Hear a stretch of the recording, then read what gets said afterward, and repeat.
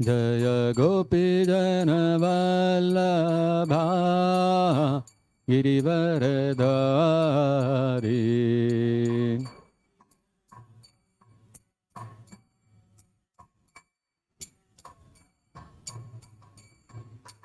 यशोदनन्दन व्रज जनरञ्जना।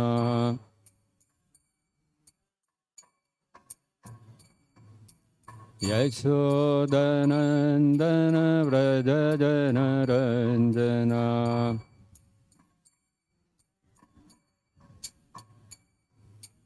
यमुनातीरावनचारी।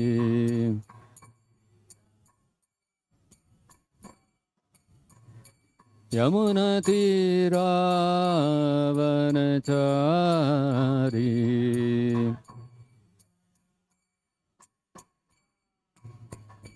जय राधमाधव कुंज विहारी।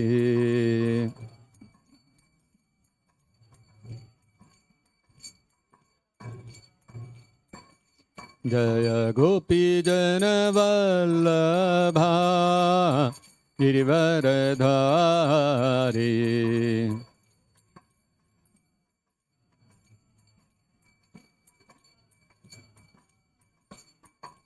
यशोदनन्दन व्रज जनरञ्जना।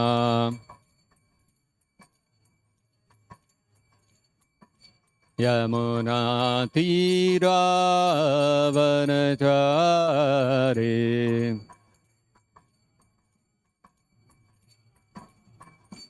यमुनातीरावनचारी।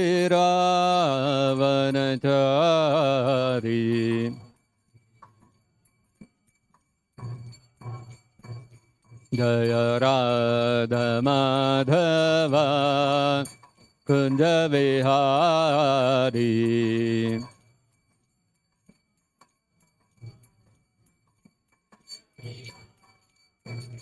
जय राधा माधव कुंज विहारी।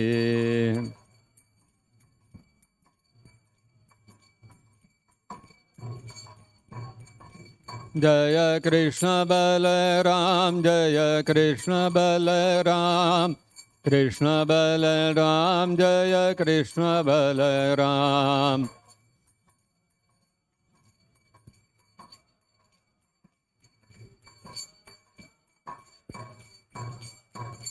जय गौरनिताय जय गौरनिताय। गौरनिताय जय गौरनिताय।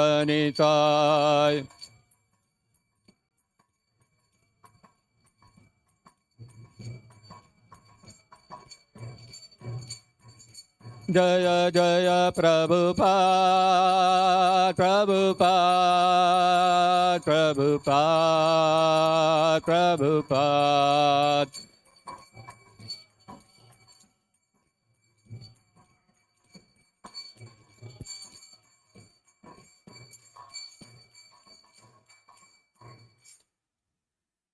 जय मिषपात परमंस परिव्राजकचर्यशोत्तर शतश्री श्रीमद डिवाइन ग्रेस श्री भक्ति वेदांत स्वामी श्रील प्रभुपाद की जय।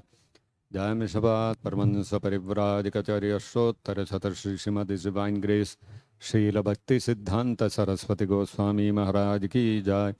अनंत कोटि वैष्णव वृंद की जय। प्रेम से कहो श्री कृष्ण चैतन्य प्रभु नित्यानंद श्री अद्वैत गदाधर शिवसदि गौर भक्त वृंद की जय। ग्रंथराज श्रीमद्भागवतम की जय। श्री श्री कृष्ण बलराम की जय। श्री श्री गौर निताय की जय। हरे कृष्ण महामंत्र की जय। जगत गुरु श्रील प्रभुपाद की जय।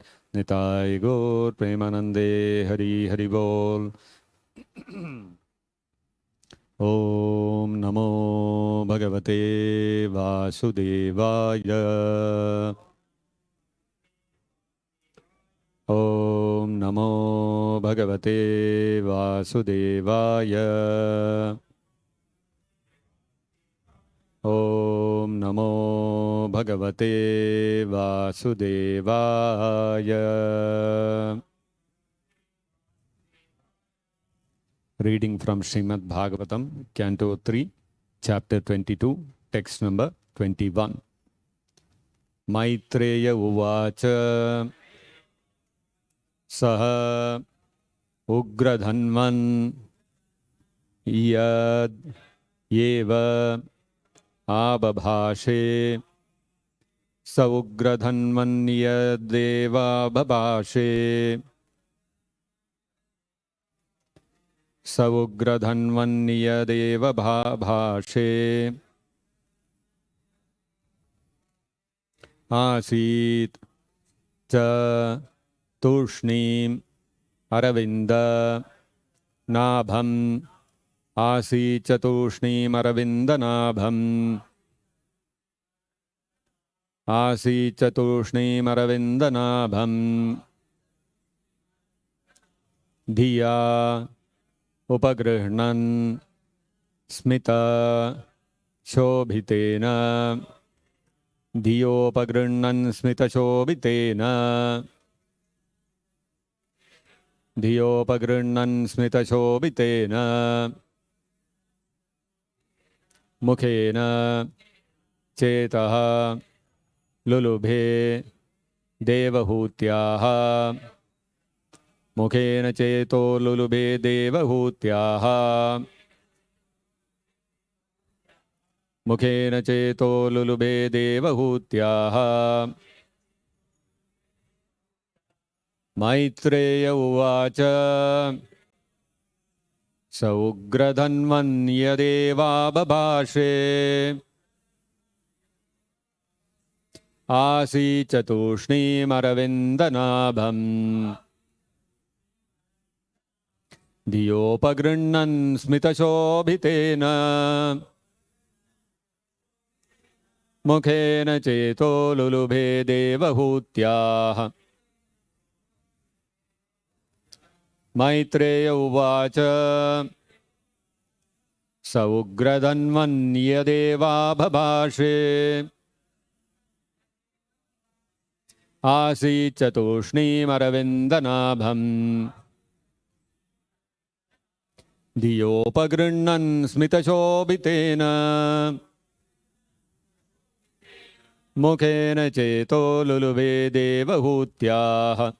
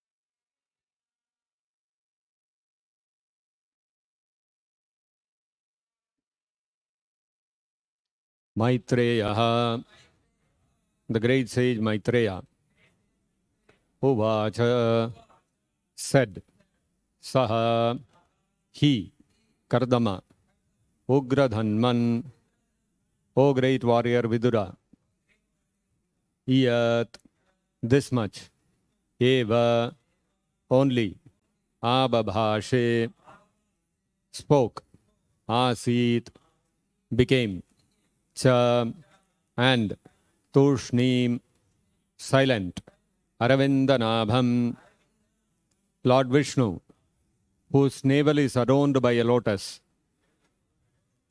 Diya, by thought, Upagrinan, ceasing, Smitashobitena, beautiful by his smile.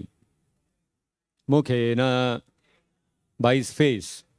Chetaha, the mind. Lulubhe, was captivated. Devahutyaha, of Devahuti.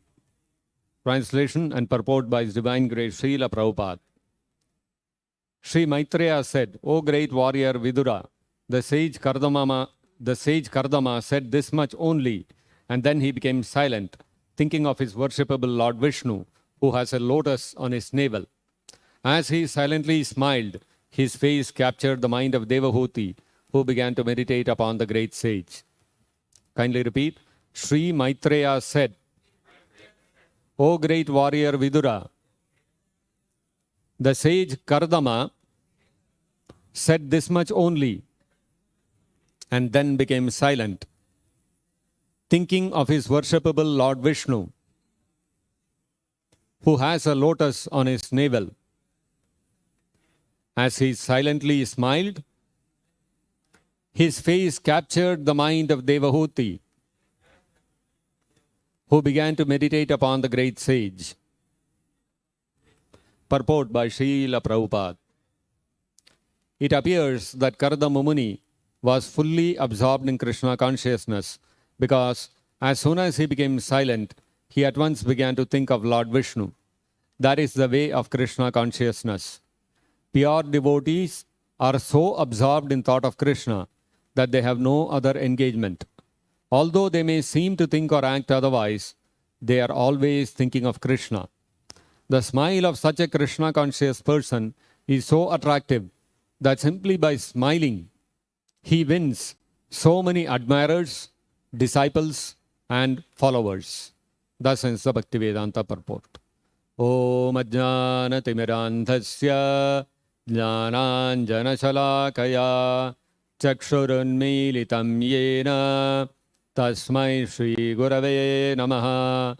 Namavo Vishnu Padaya Krishna Preshtaya Bhutale Srimate Bhakti Vedanta Swaminiti Namine Namaste Saraswate Deve Gauravani Pracharine Nirvishesha Shunyavadi Paschatya Deshatarine Jaya Shri Krishna Chaitanya Prabhu Nityananda Shri Advaita Gadadhara Shri Vasadi Gaura Bhakta Vrinda Hare Krishna Krishna Krishna Hare Hare Hare Rama Rama Rama Hare Hare Mukam Karoti Vachalam Pangum Langhayate Girim Yat Kripatamaham Vande Shri Gurum Deenataranam.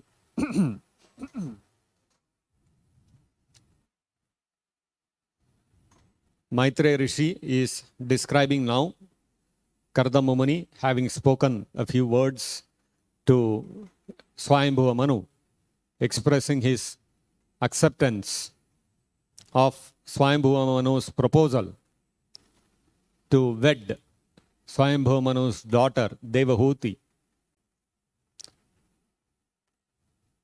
After that,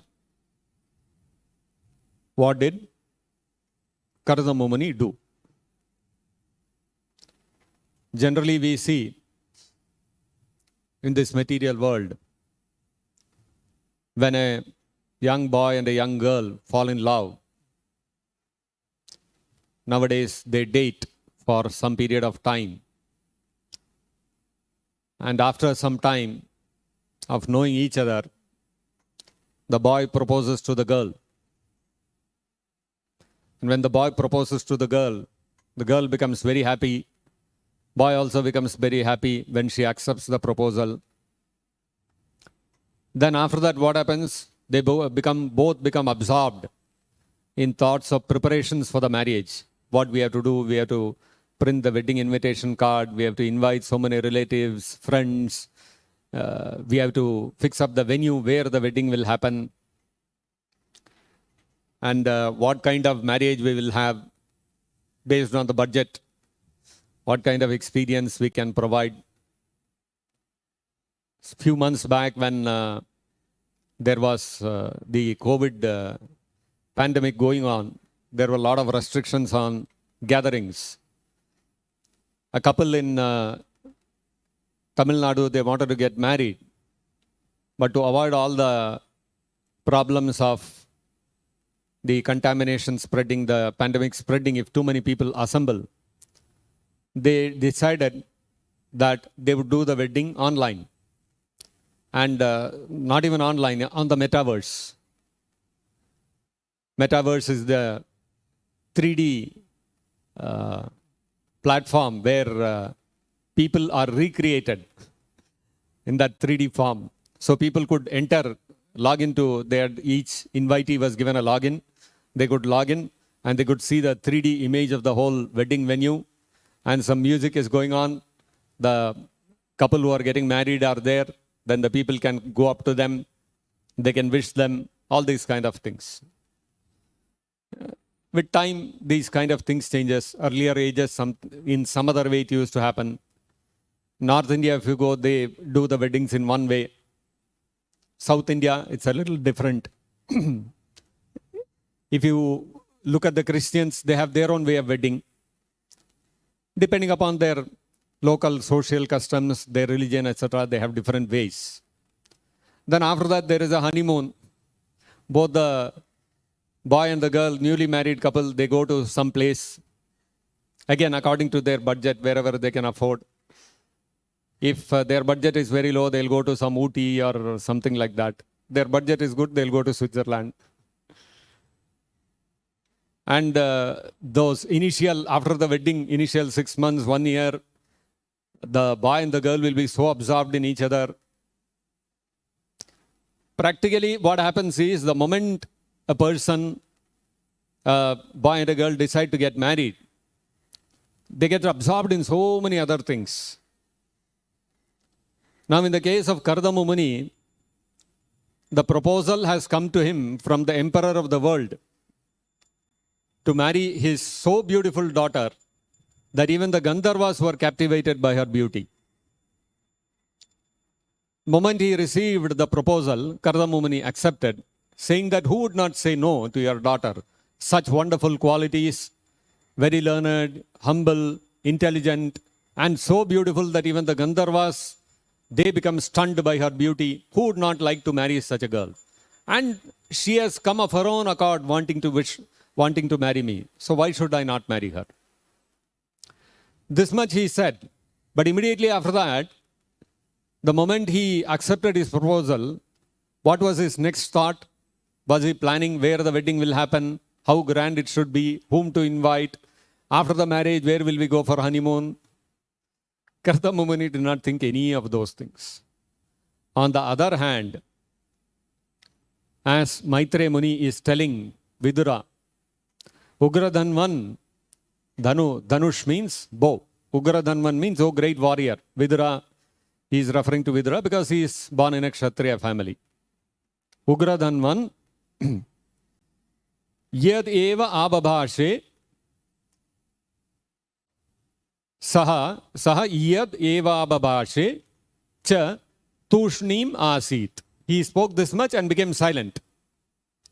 Why did he become silent? Because the moment he stopped speaking,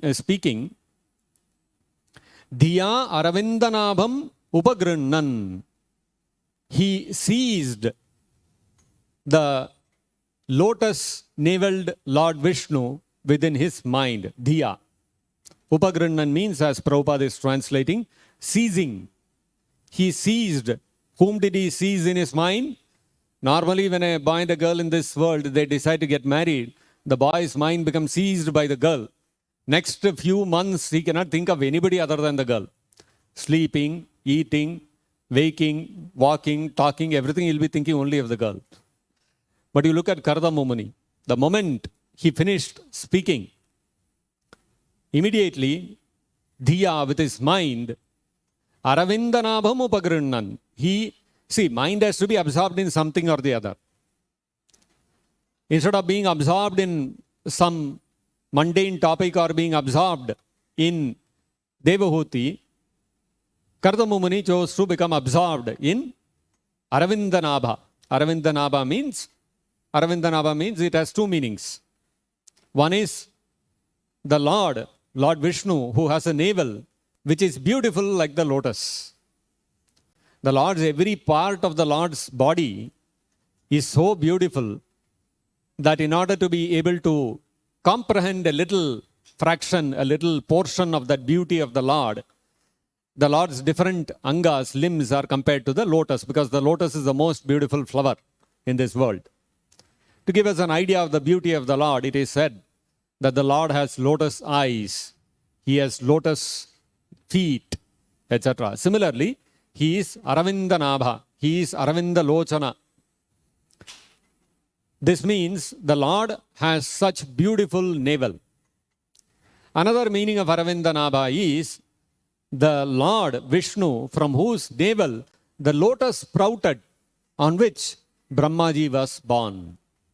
This is referring to the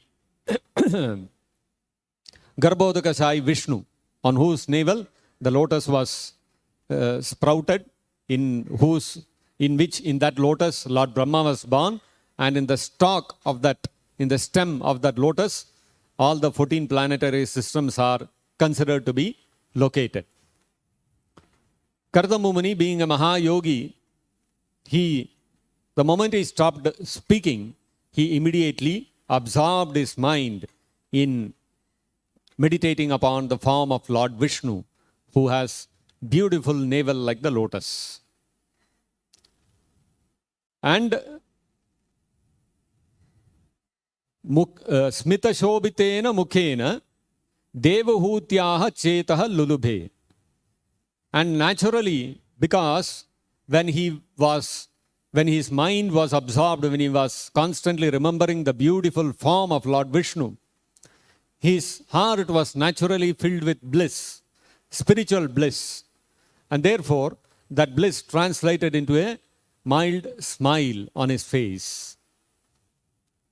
And that smiling face, when Devahuti saw Lulubhe, she herself became captivated by that smiling face of Kardama Muni.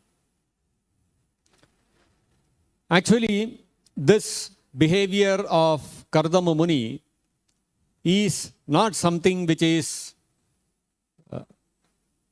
unique, in the sense that it is the standard behavior expected of any pure devotee.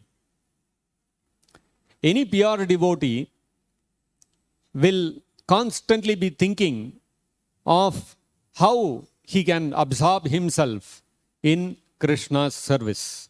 This is natural for a devotee.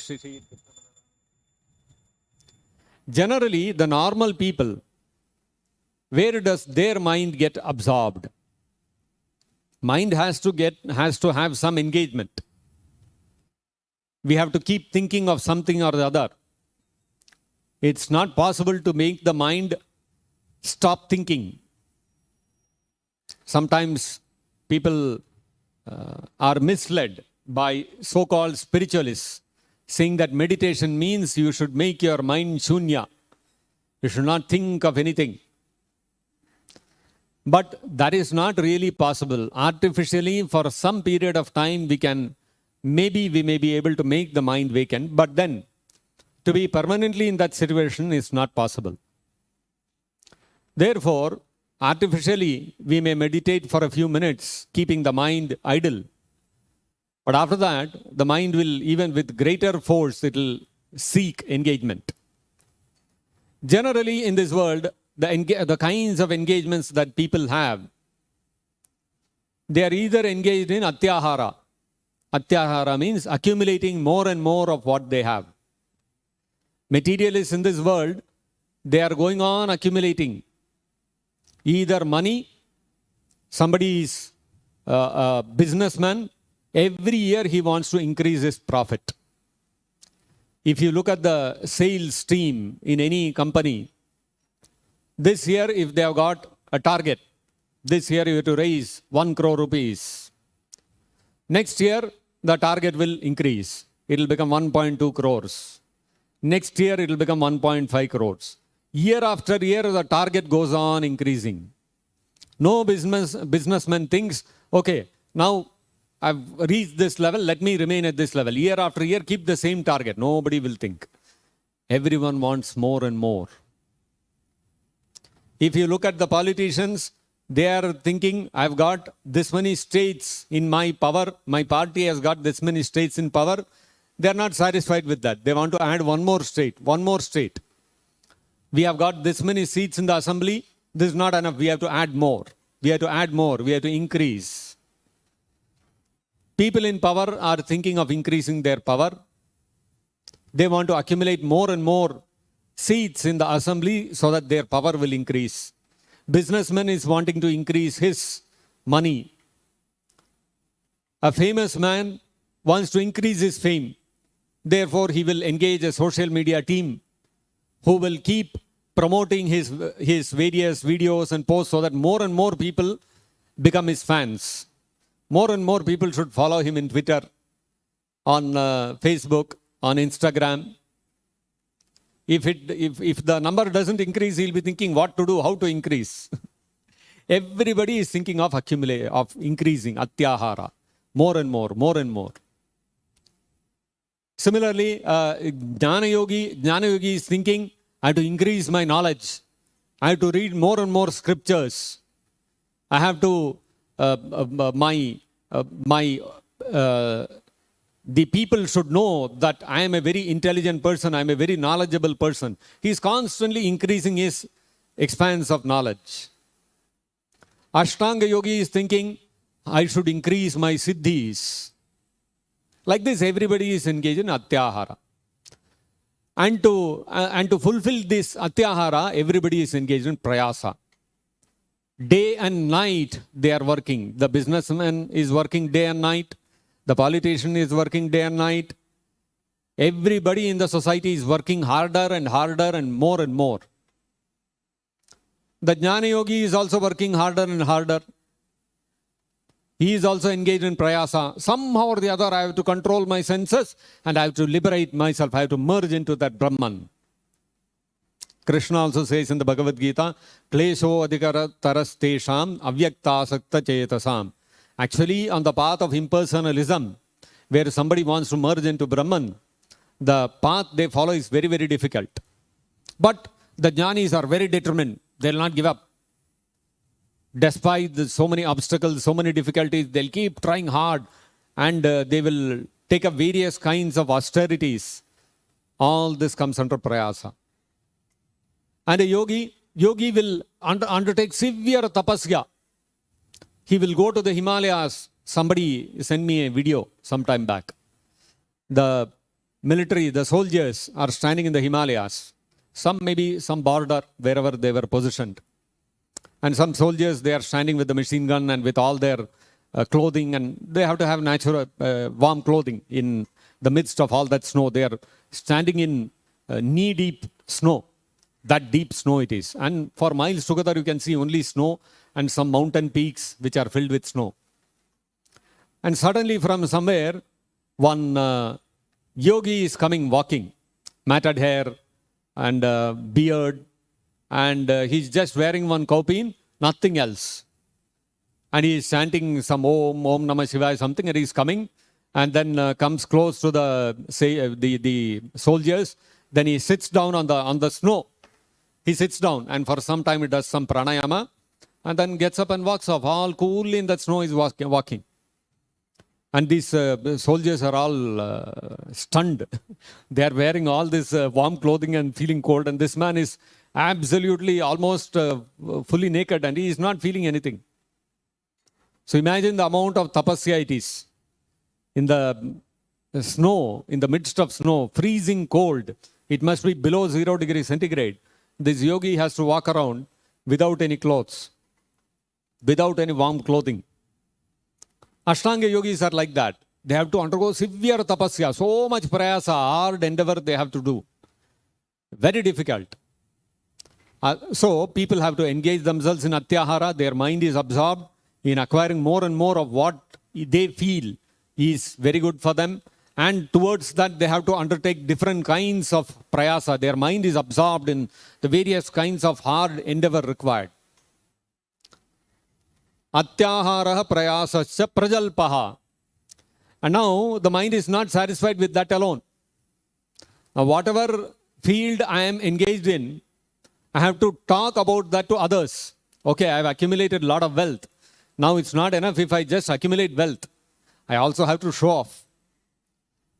The wealthy man will have a circle, he will have a network, they will have some club, they will all meet and he will talk and he will tell, I did this, I did that. Nowadays, of course, it has become more subtle. They have the social media, and the social media they'll announce, this, my company did this much this year. I did this, I did that. I got this award. They'll put some photo, getting award from so-and-so. So like this, they want to promote, self-promotion they want to do. Similarly, politician, he will go, he will hold a rally, many people should come, and there he will talk, I did this, my party did this, my government did this, we did that, we did this, all talking about himself. And then if you look at the jnanis, they will go around talking about, oh, this is what is transcendental knowledge, this is the Brahman, you should come out of the bodily concept of life. All that he is talking, why? So that he'll get more and more followers and he will be worshipped by them. People will come, they will touch his feet and he feels satisfied. Yes. So all this is prajalpa. Because ultimately, nobody is getting real benefit out of these things. Atyaharaha prayasasya prajalpo niyamagraha.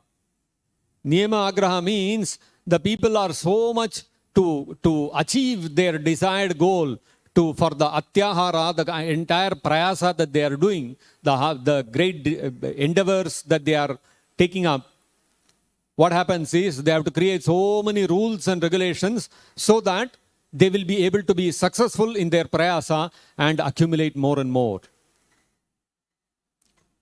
The businessman, he is creating various policies, various rules. The politician is creating new policies. If he is releasing a manifesto to the people during the election, if my government comes to power, I'll create this new law. I'll pass this law. This is my policy. These are the policies I will take up. Various kinds of rules and regulations. The Jnana Yogi, he also has got so many rules and regulations to be followed according to the Vedas. And he is very strictly following all of them. Ashtanga Yogi also has so many rules to follow. He has to follow brahmacharya, he has to control his senses, he has to remain in a secluded place in the forest. So he is also attached to following those rules and regulations. This is called niyamagraha. And then there are the sense gratifiers who don't follow any rule. They are also niyamagraha. Atyaharaha prayasascha prajalpo niyamagraha janasangascha laulyamcha. And therefore, in order to be able to expand their field of activity, they have to associate with people of similar category. Birds of the same feather flock together. All the jnanis will get together and they will have a conclave and each jnani will speak and the other jnani will come and he will praise, oh, this man, he spoke so nicely and my realization is this, like that. Similarly, the businessmen, they will have a CII and they will get together and they'll meet there and they'll talk about their achievements. So, Janasangha, people have to maintain the kind of association in which their activity they can progress in. And all this creates great laulya in the mind, great greed in the mind. I should try harder, I should get more and more of this. They'll get so attached to their goals. And what happens is Shadbir Bhaktir Pranashyati. Because of all these activities, one's devotion to Krishna gets destroyed. This is the great harm that is done to us by engaging our mind in Atyahara, Prayasa, Prajalpa, Niyamagraha and Janasangha and Laulya. A devotee, on the other hand, so people on the material plane, whether it is a Jnana Yogi, whether it is a Dhyana Yogi, whether it is a Karma Yogi, whether it is a person who is simply engaged in material sense gratificatory activities, all of them, their minds are absorbed in all these things. Now, in the case of a bhakti yogi, his mind is also absorbed, because mind has to be absorbed in something. But what is his mind absorbed in? His mind is absorbed in Lord Vishnu, like Kardama Muni. And how is it absorbed? Just like a businessman, he may also be a devotee of Vishnu. Every day in the morning he will get up, do some puja to Lakshmi and Narayana, pray to them that his business goes on nicely. Then rest of the day he will engage in his various activities. So people may remember Vishnu for a little period of time, but even in that praying to Lord Vishnu also, their mind is absorbed in their desirable goal. That means 24 hours, the person's mind is absorbed in achieving his goal. Whether it is a karmi, whether it is a karma yogi, whether it is a jnana yogi, whether it is a dhyana yogi, everyone. That means without cessation, their mind is constantly engaged in that. There is no respite at all for the mind. Whereas a bhakti yogi, his mind is also engaged in Vishnu. How? Not for a little few minutes in a day. Just like when we start taking up chanting Hare Krishna mantra, we have to chant 16 malas. We sit 2 hours and chant. Then our parents, our friends, they will all start asking, okay, chanting you do, no problem. But 2 hours, what is the need? Okay, 5 minutes you do, no problem. But 2 hours, what do you have to do? And then finally one bomb will come. No, I want to be full time in this. Full time, why you want to spend in this? In devotional service to Krishna. Every day, 5 minutes, 10 minutes you do, no, at home, enough. Rest of the day you do your normal activities. But no, our mind will not be satisfied by that. Mind will seek engagement constantly in Krishna's service. This is the characteristic of a Madhyamadhikari. To come to the Madhyamadhikari platform, the first determination that is required is avyartha kalatvam. Not even a second should be wasted in atyahara, prayasa, prajalpa, niyamagraha, janasanga, laulya. On the other hand, every second should be engaged in Krishna's service. So, people who have come to the stage of Madhyamadhikari platform, those devotees in whose heart the seed of bhava, the seed of the devotion to Krishna, the bhava bhakti has been sown in the heart, in their heart, there are 9 symptoms which manifest. Out of that, one of them is avyartha kalatvam. The person is not interested in doing anything other than Krishna's service every second. He is very, very careful that his mind has to be absorbed in Krishna all the time. In the Hari Bhakti Sudodaya, it is stated how a pure devotee, his mind is engaged in Krishna. How is it engaged? For us, at our platform, to engage our mind in Krishna's service is not easy. We have to force our mind to be engaged in Krishna's service. When we chant Hare Krishna mantra, even that 16 malas, the 2 hours also difficult to keep our mind focused on the holy name. Our mind keeps deviating here and there. That's our state. But for a devotee in whose heart he may not even have come to the stage of Bhava Bhakti, the stage preliminary to Bhava Bhakti, when he has reached, what happens is, in his heart, he will be so absorbed in Krishna that he doesn't have to forcibly engage his mind in Krishna. Automatically his mind will be engaged. Vagbhihi stuvanto manasa smarantas tanva namanto api anisham natriptaha bhaktaha shravan netra jalaha.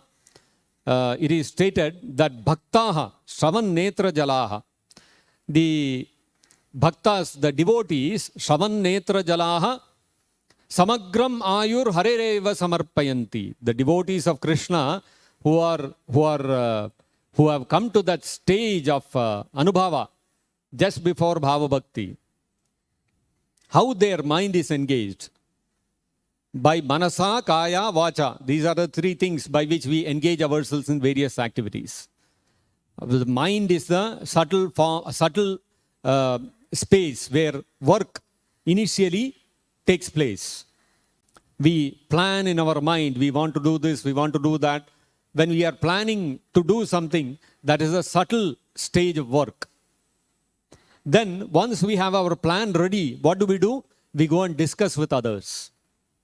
We tell others, let us plan, let us do like this. You take up this responsibility, you take up this responsibility. I will take care of this. So, vacha, by our words, the work comes to the next stage. The work starts manifesting itself in the next stage. Then what do? With our body, with our karmendriyas, we actually engage in different kinds of things by which the work comes to fruition. This is the final stage of working. Thinking, feeling, willing. These are the three stages in which work manifests. Now, the Haribhakti Sudodaya is stating that in all these three phases, what happens? Vagbihi stuvanto, by his words, the devotee uses his words only in glorifying Krishna. Vagbihi stuvanto. And manasa smarantaha, with his mind, he is constantly remembering Krishna. And tanva namanto, with his body, he is always offering obeisances to Krishna. Means he is constantly engaged in some practical devotional service to Krishna or the other. And like this, what happens is, how much time does he spend like this? It's not that he fixes up in a day, let me do 2 hours of chanting, after that I'll do my rest of the normal activities. I'll go to office, I'll do this work, I'll do that work, I'll accumulate money, I will do some little bit of prajalpa, all those kind of things. No. The devotee, on the other hand, what happens is, marasa sparantaha, he anisham. Anisham means without giving up even a second. Not even for a second he will stop his work. Constantly is engaged in this activity. By his words describing Krishna, in his mind remembering Krishna, and by his body rendering some practical devotional service or the other to Krishna. And like this he is constantly engaged in. Now what happens is, whenever somebody is engaged in some activity, what happens is that person, after a little while, he needs a little break. Otherwise he'll get burnt out. That's why every week when you go to office, there is a weekend. Saturday and Sunday are off. Okay, shut off your mind from your work and relax. And take out all the stress. Go out somewhere. Go to some restaurant, go to some movie, go to some picnic place. Spend some time, enjoy yourself. Nowadays people are talking that the 5-day week should be reduced to a 4-day or a 3-day week. People should get every alternate day, they should have holiday. That will increase the productivity of the people. And once in a year, some long holiday also is required. Go on vacation.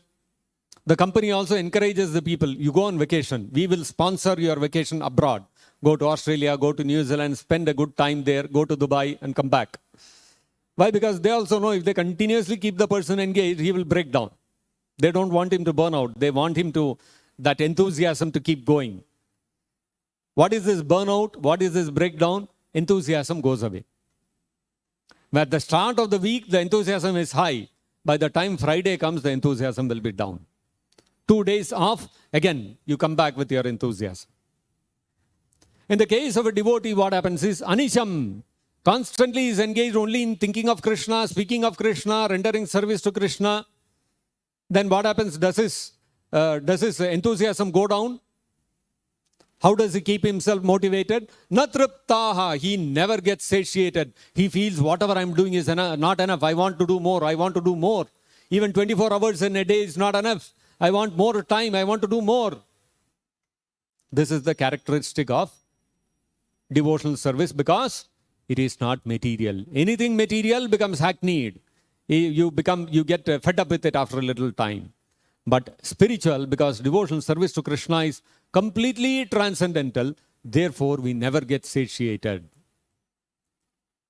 And being absorbed like this, Normally, when they engage in some material activity, if there is a businessman, when he sees this year my profit has increased at the year end, the balance sheet they make, and they see that, okay, this year the profit has increased by so much over last year, he becomes very happy. Let us throw a party to all the employees of the company. He will take them to a resort and throw a party. This year profit has gone up by 20%. Everybody will clap hands and he'll feel so happy. If it is a jnani, when he feels progress in getting vairagya, becoming detached, he will also feel very happy. He starts experiencing Brahmananda. In every activity, there is some happiness associated with that when a person becomes successful in that endeavor. In the case of a devotee, what kind of ananda, what kind of happiness does he experience? When in this material world, when somebody gains success, either a businessman makes more profit or a politician running a party, he wins the election, they throw a party, they have a gathering and they talk, and for 2-3 days that euphoria will remain. After that it will die down. They will all be smiling, shaking hands and all that. In the case of a devotee, although he is constantly engaged in Krishna service, never feeling satisfied, the kind of happiness he feels, Shavan Netra Jala, from his eyes constantly tears are flowing. That's the level of happiness that a devotee is experiencing.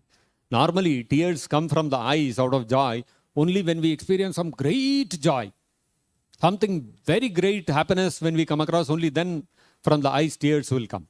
Otherwise, normally, some little bit of normal happiness and all we experience, it will not come like that. In the case of a devotee, the level of happiness, the bliss he is experiencing is so high, constantly his eyes are wet. Shavan Netra Jalaha, the eyes are pouring tears constantly. That's the kind of bliss that a devotee is experiencing without cessation. There is no reduction. For a few days, the person feels happy. After that, normal again. No. Constantly, the devotee is in great bliss. So much so that his eyes are constantly wet. And like this, what happens is, okay, in the material world, we see everybody has a retirement age. A businessman, 60 years, 65 years. After that, what will he do?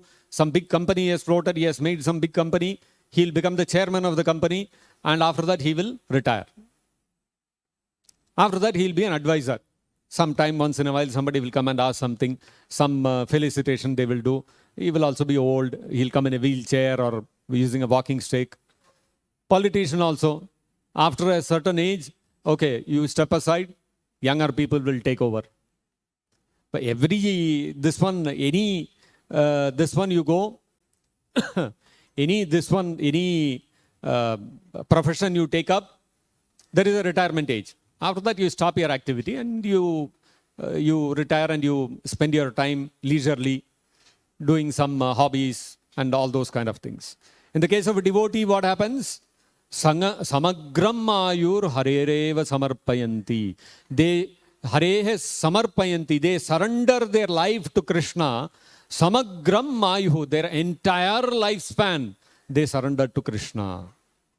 They don't want any retirement. They are not thinking this is a temporary engagement that I have. For a few years, I will engage in devotional service. After that, I'll come out and I will do something else. Nothing like that. No retirement. Permanent, samagra mayuhu, entire lifespan they surrender to Krishna. And this is not a small thing. This is not an ordinary thing.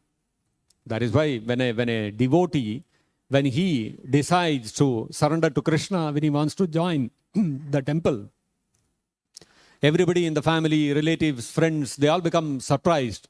You want to dedicate your life? Why? Because their normal understanding thinking is, whatever you take up is a temporary engagement. In between, you have to you have to have breaks also, and there is a retirement age. And everybody knows sadhu's life means no breaks. You don't have a weekend off, and there is no retirement also. Till your end, you have to be engaged. So the people cannot comprehend. How can somebody be like this? Will they not get burnt out? Will they not get fed up? Sometimes when we meet people, we tell them that this is our life. We are engaged 24/7 in this. We have no weekends. Weekends, our activity increases. More people come to the temple, more preaching we have to do. Any public holiday means we have more work. 24/7, 365 days a year, year after year, we are engaged. Till our life breath leaves our body, we are engaged. It's impossible in the material world to be like that. They need breaks every week. They need this one break after there is a certain office time. After that, they go home, they want a break. Every day there has to be some break. Every weekend there has to be some break. Every year there has to be some vacation. And that also for 20 years, 30 years. After that, they have to have a permanent retirement. This is the way the world works.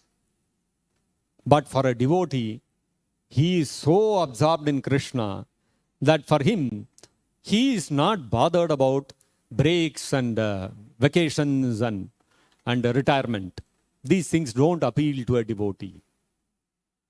So a devotee is constantly, on the other hand, if we talk of a break or a vacation, the devotee thinks, avyartha kalatvam, are vyartha, my life, my time is going waste. I have to engage in Krishna's service. This is the characteristic of a devotee. And therefore, to come to that platform at the neophyte stage, we have to be very, very careful to engage every second of our life in Krishna's service. When we come to the Madhyamadhikari platform, when we come to the stage of Anubhava, what happens is, that is automatic. Just like Kardama Muni we are seeing, he stopped speaking, immediately he started remembering Vishnu. Vagbhihi stuvanto manasa smarantaha tanva namanto. Body, mind, words, all of them have to be absorbed in Krishna. This is the nature of a devotee. And so, therefore, we can understand how Kardama Muni is such a great devotee by this characteristic that he is exhibiting. And Prabhupada is saying in the purport, pure devotees are so absorbed in thought of Krishna that they have no other engagement. Although they may seem to think or act otherwise, they are always thinking of Krishna. Externally, you cannot make out. Externally, a devotee may also look like he is engaged in some normal activity. Devotees are going out collecting money. They are going in the kitchen doing cooking. All that may be there. But the thing is that the devotee is constantly absorbed in planning, in working, in talking, and bringing to reality the mission of the spiritual master. So, the devotee is engaging his mind, his words, and his body in bringing about the various activities that are needed to fulfill the mission of the spiritual master. By this, we remain absorbed in Krishna, and that way what will happen is, as Prabhupada is mentioning, the smile of such a Krishna conscious person is so attractive that simply by smiling, he doesn't have to talk, he doesn't have to do any big gymnastics. Simply by smiling, he wins so many admirers, disciples, and followers. Simply one has to, in other words, only a pure devotee can have disciples. A neophyte devotee cannot think of having disciples. A pure devotee, simply by his demeanor, people become fans of his and they become his disciples. That is the characteristic of a pure devotee. And so a neophyte can never artificially try to become a spiritual master. So one should never try to do that. And we have to understand that if our preaching has to be effective, we have to become pure in our existence. And how to purify our existence? We have to be absorbed in Krishna's service always. Avyartha kalatvam. Constantly, Vagbhihi stuvanto manasa smarantas tanva namanto. This should be our constant engagement. We should always be assessing whether any second of my life is being wasted or not. If we engage our life like this, we absorb our mind and our body and our words like this without wasting even 1 second, then what will happen is our preaching, we don't even have to talk. Simply by looking at us, people will become devotees. This is the formula for preaching.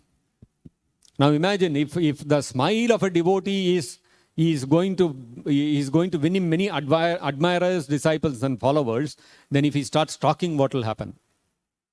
So if our preaching has to be effective, we have to become avyartha kalatvam. This is the first determination that a devotee has to take up. He should be determined that avyartha kalatvam, not even 1 second I will waste. Every second of my life I will engage in Krishna's service. So these are some of the things we can learn from this verse. If there are any questions or comments, we can discuss.